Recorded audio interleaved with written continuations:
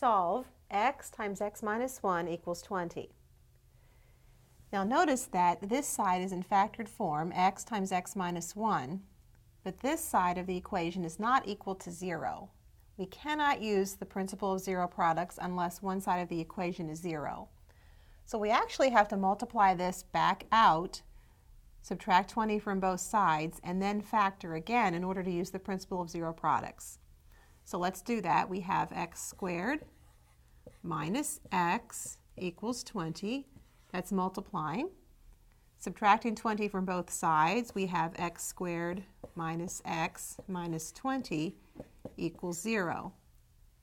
Now, since 0 is on one side, we want to factor this polynomial. We have x minus 5 times x plus 4 equals 0. Now we can use the principle of zero products, setting x minus 5 equal to 0. We also set x plus 4 equal to 0.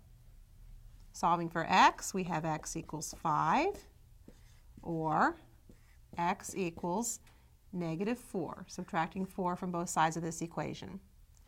Both 5 and negative 4 will check in this original equation, so we can say the solutions are 5 and negative 4.